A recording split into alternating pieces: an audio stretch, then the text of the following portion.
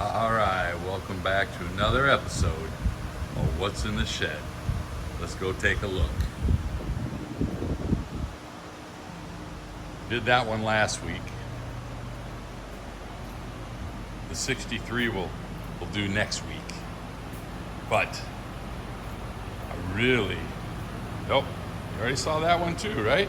57 Eldorado Chrome. How about a 1956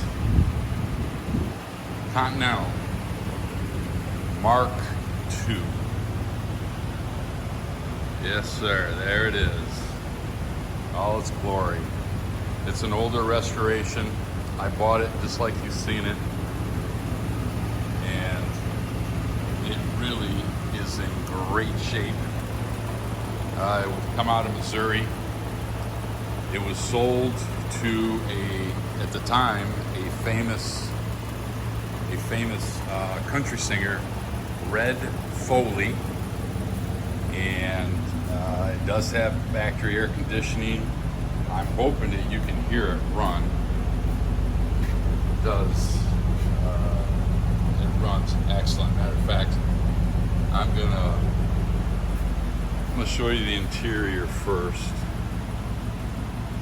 And I'm still learning these new thing for the camera, but I wanted to show you the gauges. It's almost like fine jewelry, and that was the whole intent of this particular vehicle. As you can see, and it's got white, blue interior, blue carpeting. Still has the Continental nameplate on the carpeting, and with factory air, you see that there, the way the vents are in the ceiling. I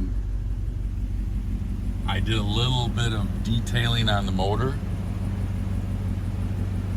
so I'm going to open the hood and show you that the air conditioning does work, and it actually works pretty well. It's just that right now I've got to get it charged. But I wanted to open the hood. I want to show you this. I think this is amazing. I want you to look at that engine and look at how smooth that is. Now, I was told that when those motors came down the Ford line back in the day, this is 55, that they were built and they got pulled. The engine, if it was going into a Continental Mark II, the engine would be full. They would balance it, put it back together, and then put it in the car. And I got to tell you something. I've never had a vehicle this smooth and this quiet. Cadillacs come pretty close, but I got to hand it to the Continental or the Lincoln. Really does a great job. They did a great job on it. I still got a few little items to do, but I did put, if you can see it on the battery, a remote cutoff. I've got to draw. I got to figure out where it is, but I haven't did that yet. And I'm gonna pause the video, and then when I come back, I'll show you the trunk and the items that were in it when I bought it. Alright, so I'm back. I'm going to open the trunk. Make sure I put the key in the right way. I don't want to break it off. There we go. Under the night there. And I've got a few parts in here, but just kind of wanted to show you. Obviously, there's that. Obviously, but there's the air conditioning sitting back there. Here is the.